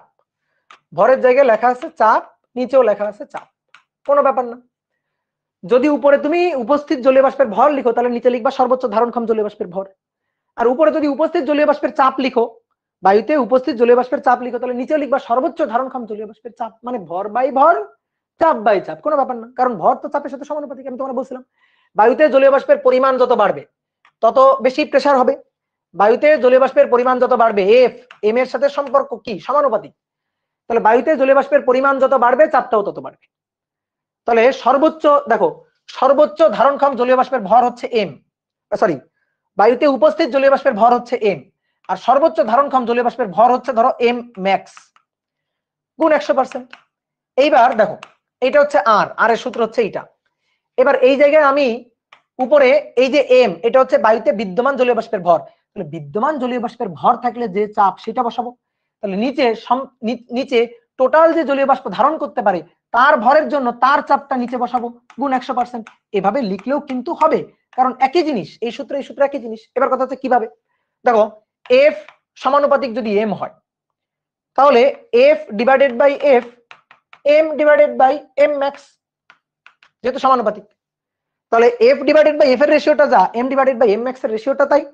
তাহলে উপরে যদি তুমি বলো বায়ুতে বিদ্যমান জলীয় বাষ্পের ভর, নিচে বায়ুতে সর্বোচ্চ ধারণক্ষম জলীয় বাষ্পের ভর, ওকে, অনুপাতটা যা, বিদ্যমান জলীয় বাষ্পের ভরের জন্য চাপ ডিভাইডেড বাই ধারণক্ষম সর্বোচ্চ ধারণক্ষম জলীয় বাষ্পের চাপ, চাপ বাই চাপ রেশিওটা তো তাই হবে।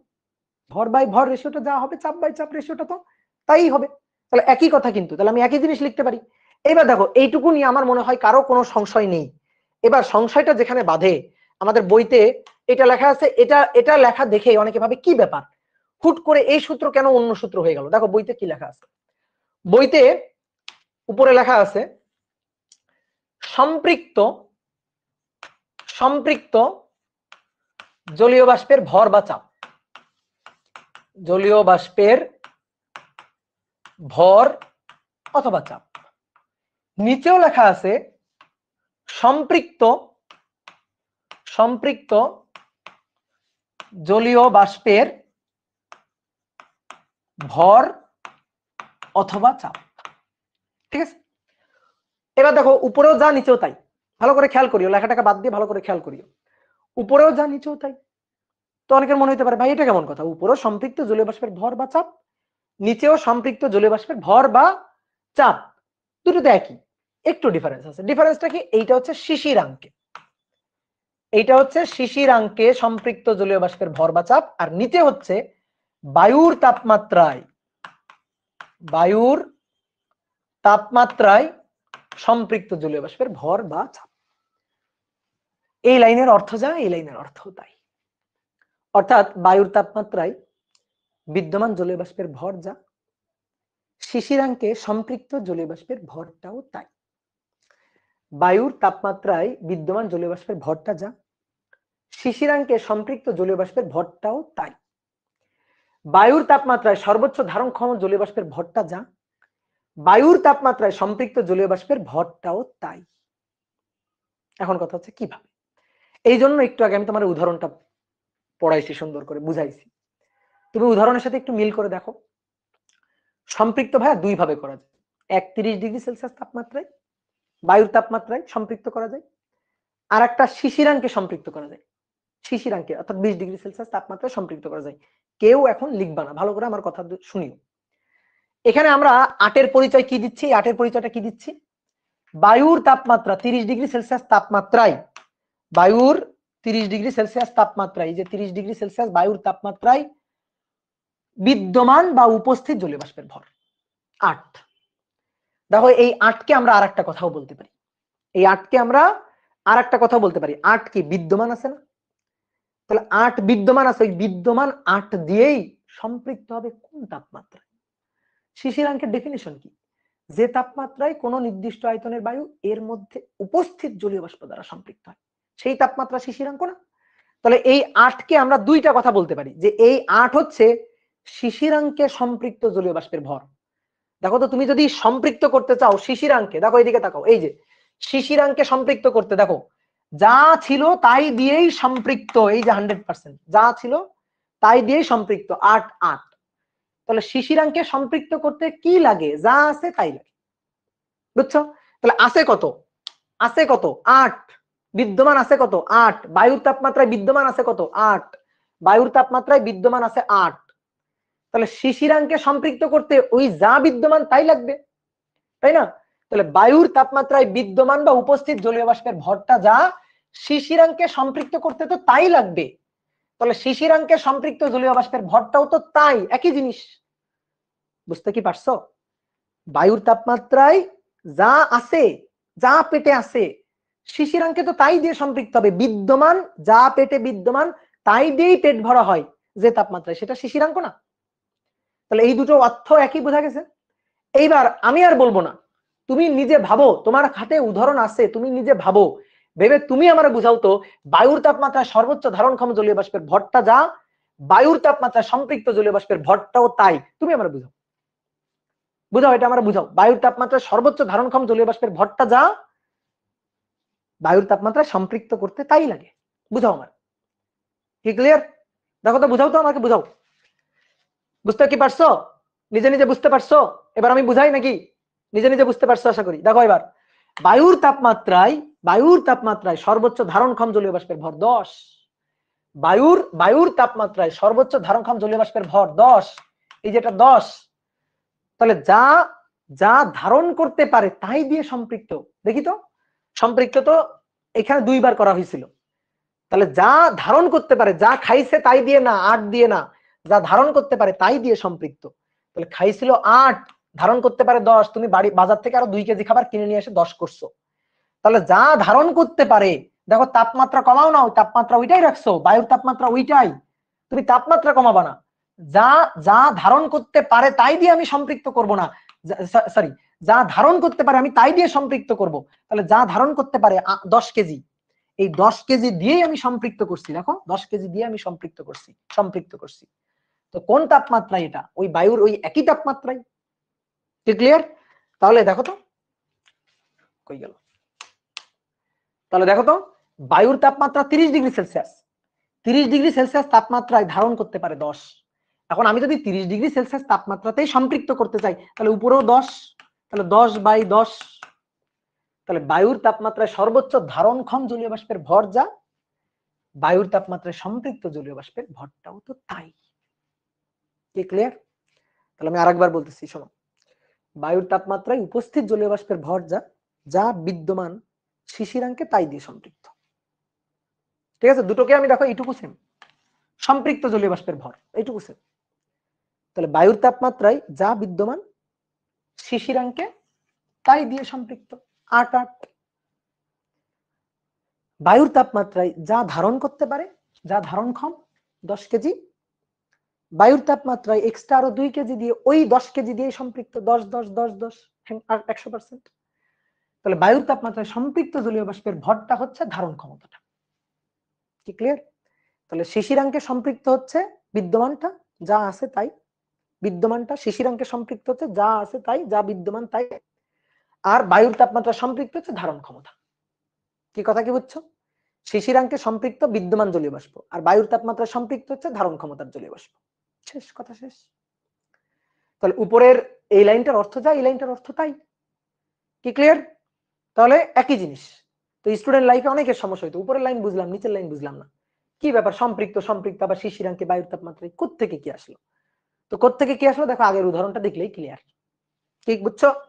তাহলে এটা মাথায় রাখিও। হ্যাঁ, আমি কিন্তু খুব সুন্দর করে ভেঙে বুঝালাম। এবার তাহলে আর ইকুয়াল টু, দেখো আর ইকুয়াল টু অলরেডি লিখে ফেলছি। তাহলে উপস্থিত জলীয় বাষ্পের ভর বা শিশিরাঙ্কে সম্পৃক্ত জলীয় বাষ্পের ভর হচ্ছে ছোট হাতের, আর নিচে বায়ুর তাপমাত্রায় সর্বোচ্চ ধারণক্ষম জলীয় বাষ্পের ভর অথবা বায়ুর তাপমাত্রায় সম্পৃক্ত জলীয় বাষ্পের ভর, দ্যাট ইজ mmax, গুণ হচ্ছে 100%। ঠিক আছে? অনেক সময় এটাকে বড় এম দিয়েও লেখা হয়, ছোট এম বাই বড় এম, এটা দিয়েও লেখা হয়। বুঝছো? কোনো কোনো বইতে ছোট এম বাই বড় এম দিয়েও লিখতে পারো, কোনো ব্যাপার না।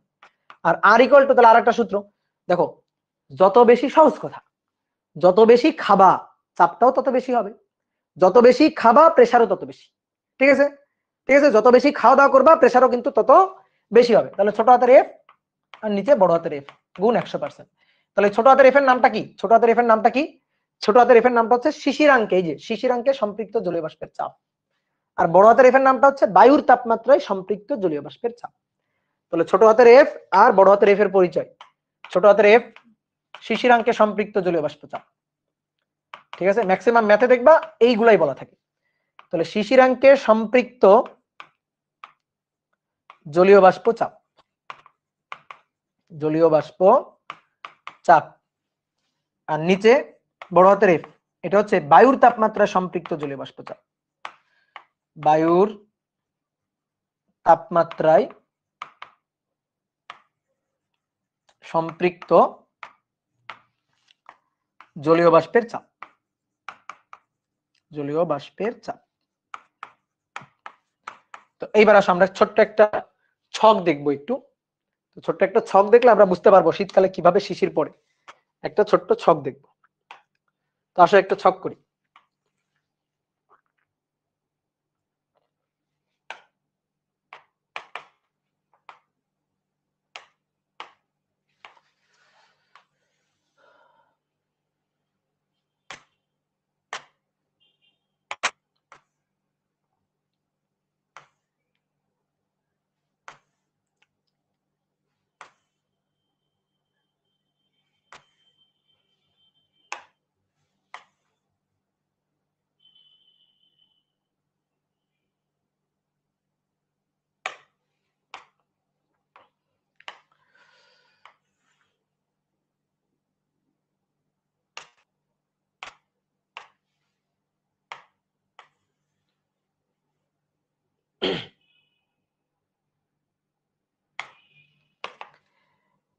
এখানে হচ্ছে তাপমাত্রা, হ্যাঁ, এখানে তাপমাত্রা, এখানে হচ্ছে ধারণ ক্ষমতা, ধারণ ক্ষমতা বা বলতে পারো পরমাত্রতা আর কি। ধারণ ক্ষমতা এটা হচ্ছে গ্রাম পার মিটার কিউবে, হ্যাঁ, গ্রাম পার মিটার কিউবে। আর এটা হচ্ছে বিদ্যমান জলীয় বাষ্প বা উপস্থিত জলীয় বাষ্প, বিদ্যমান জলীয় বাষ্প বা উপস্থিত জলীয় বাষ্প, এটা হচ্ছে গ্রাম পার মিটার কিউবে, হ্যাঁ। তো তাপমাত্রা 40 degree Celsius, 30 degree Celsius, 20 degree Celsius, আচ্ছা একটু বেশি হয়ে গেছে, 5 করে গ্যাপ দাও। 30, 35 degree Celsius, 30 degree Celsius, 25 degree Celsius, 20 degree Celsius আর 15 ডিগ্রি সেলসিয়াস।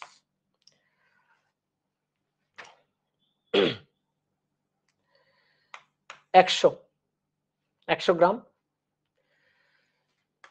90, 80, 70, 60, 50।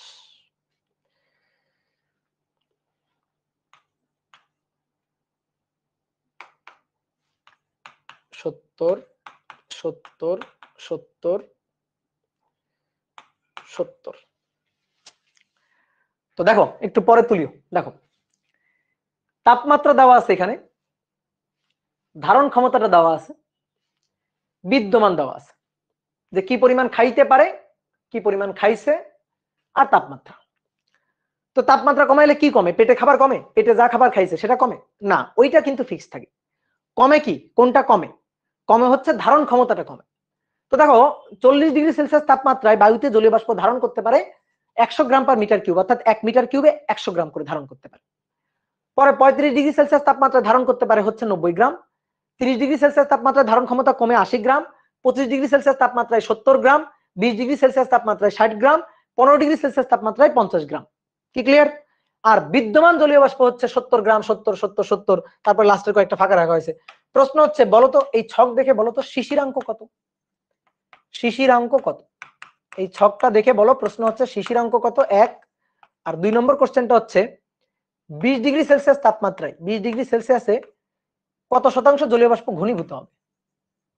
খুবই সহজ, কত শতাংশ জলীয় বাষ্প ঘনীভূত হবে?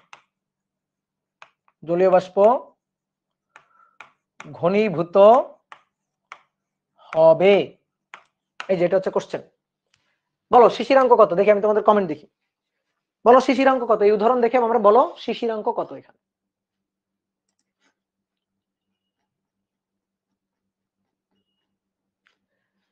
শিশিরাঙ্ক 25 25 25 10, ঠিক আছে, ঘনীভূত অনেকে বের করে ফেলছে। তাহলে শিশিরাঙ্ক হচ্ছে 25 ডিগ্রি সেলসিয়াস। বুঝছো কি? দেখো, যে তাপমাত্রায় বিদ্যমান, যে তাপমাত্রায় বিদ্যমান বিদ্যমান এটা দ্বারাই সম্পৃক্ত। দেখো, যে তাপমাত্রায় বিদ্যমান সেটা দ্বারাই সম্পৃক্ত, যে তাপমাত্রায়, সেই তাপমাত্রাটাই হচ্ছে শিশিরাঙ্ক। এই যে শিশিরাঙ্ক, তাহলে শিশিরাঙ্ক হচ্ছে 25 ডিগ্রি সেলসিয়াস। এই যে অনেকে ঘনীভূত কত হবে সেইটাও বের করে ফেলছে। Good, very good, very good, খুবই ভালো। তাহলে তো বুঝাইতে পারছি নাকি? এইবার শোনো, আসো দেখো একটু বুঝি কিভাবে শীতকালে শীতকালে কুয়াশা বা শিশির পড়ে। ধরো শীতকালে শীত করে, ধরো হচ্ছে দুপুর 2টোর সময়, ধরো দুপুর 2টা বাজে, 2টা PM, তখন তাপমাত্রা হচ্ছে 40 ডিগ্রি সেলসিয়াস। বায়ুতে জলীয় বাষ্প ধারণ করা যাবে 100 গ্রাম, কিন্তু বায়ুতে জলীয় বাষ্প আছে হচ্ছে 70 গ্রাম। তাহলে আপেক্ষিক আর্দ্রতা কত সেটা না আমরা বের করে ফেলতে পারি, যে আপেক্ষিক আর্দ্রতা কত, 70 ভাগ 100 গুণ 100%। তাহলে আপেক্ষিক আর্দ্রতা 70%, বুঝছো? আপেক্ষিক আর্দ্রতা 70%, দেখো আমরা বের করে ফেললাম। তাহলে এখনো 30% ফাঁকা আছে, তার মানে শিশির পড়বে না। তাপমাত্রা কমে গেল। শীতকালে কি হয়, যত রাত বাড়ে, হ্যাঁ ধরো দুপুরবেলা তাপমাত্রা বেশি আছে, এবার আস্তে আস্তে সন্ধ্যা হবে, বিকাল হবে, তারপরে রাত হবে, তাপমাত্রা কমবে। তো মনে করো এবার সন্ধ্যার সময়, ঠিক আছে, সন্ধ্যা 6টা বাজে, ধরো, ঠিক আছে, সন্ধ্যা 6টা বাজে, এই যে 6টা বাজে, 6টা PM, তখন তাপমাত্রা 35 ডিগ্রি সেলসিয়াস হয়ে গেছে।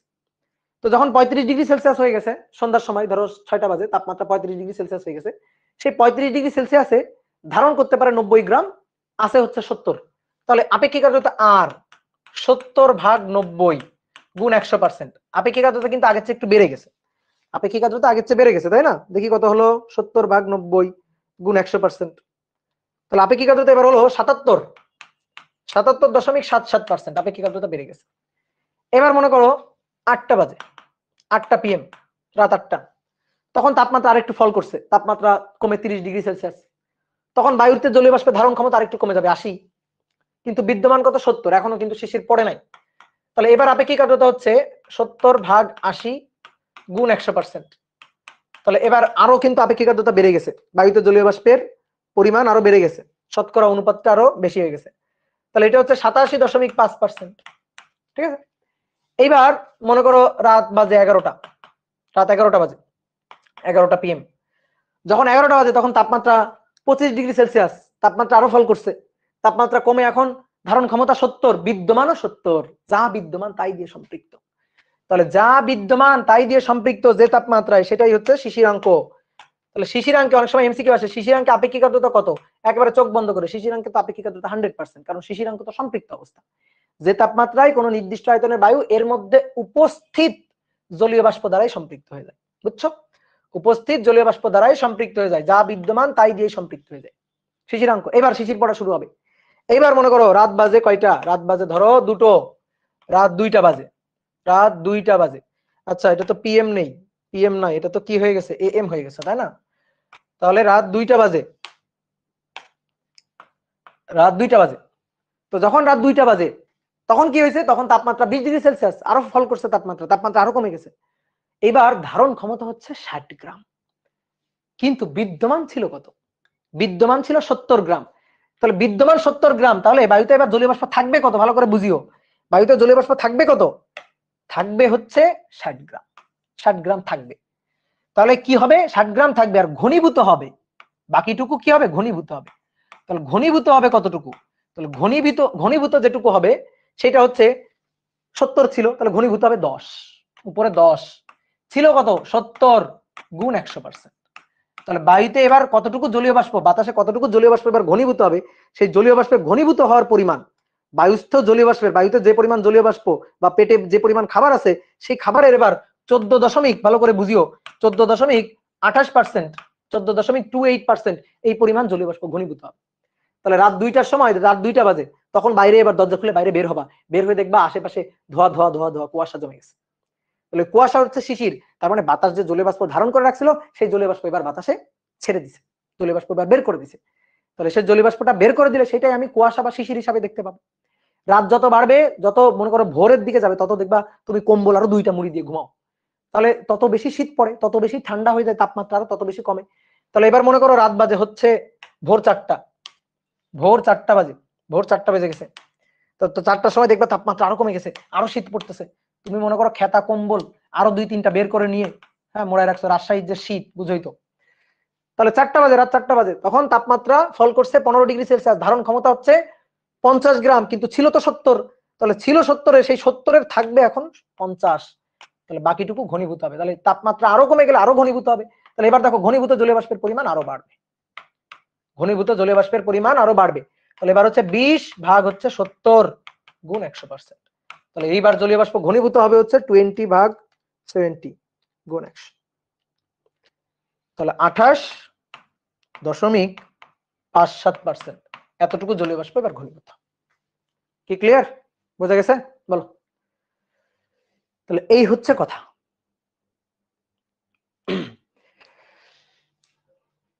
রূপ, রূপ বলছে পিঠা খাওয়ার মন চাইছে। ভাই পিঠা খাওয়ার মন চাইছে তো বানাই নিয়ে চলে আসো, আমি আর তুমি একসাথে বসে খাবো। এই তো দেখছো, আমারও এখন মন চাইতেছে, মার দিব। এই যে আমার এখন মন চাইতেছে পিঠা খাইতে।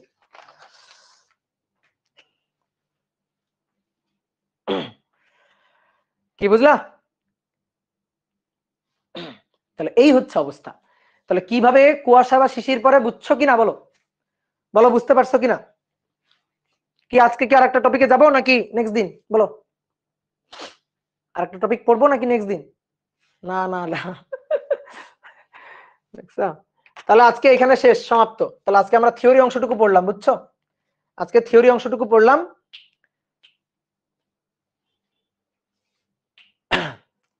তাহলে নেক্সট দিন আমরা এর ম্যাথ করব। অনেকে বলছে পড়ান ভাইয়া পড়ান,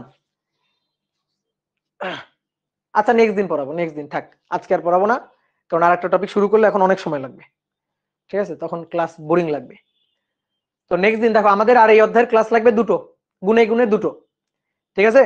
আমরা পরের দিন হচ্ছে হাইগ্রোমিটারটা পড়বো, হাইগ্রোমিটার পড়ার পরে হাইগ্রোমিটারের একটা ম্যাথও করব, ঠিক আছে? হাইগ্রোমিটার, প্রথমে হাইগ্রোমিটারের কাজ টাজ পড়বো, হাইগ্রোমিটারের ইকুয়েশন পড়বো, এমসিকিউ এর জন্য খুবই গুরুত্বপূর্ণ কিছু কথাবার্তা আছে, সেইগুলো আমরা একটু দেখবো, এবং তারপরে আমরা হচ্ছে ম্যাথ প্রবলেম সলভ করবো। তো অনেকগুলো ম্যাথ প্রবলেম করাবো, এই ম্যাথ প্রবলেম গুলা করলে মোটামুটি শেষ, ঠিক আছে? তাহলে দুটো ছোট টপিক আছে, আর ম্যাথ প্রবলেম করলে দুইটা ক্লাসে আশা করি শেষ হয়ে যাবে।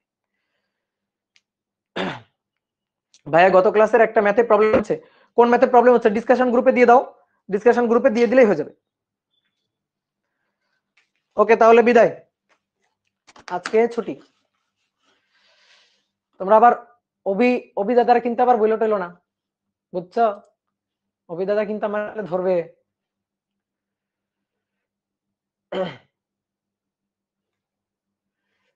ভাইয়া শিশিরাঙ্কের নিচে আর্দ্রতা 100%, অবশ্যই শিশিরাঙ্কের নিচে আর্দ্রতা সবসময় 100%, এবং তখন আরো কিছু জলীয় বাষ্প ঘনীভূত হচ্ছে। ওকে তাহলে আমি আগে সাইকেল থেকে কাটি, সাইকেল থেকে ডান, এবার ওয়েব অ্যাপ থেকে কাটি।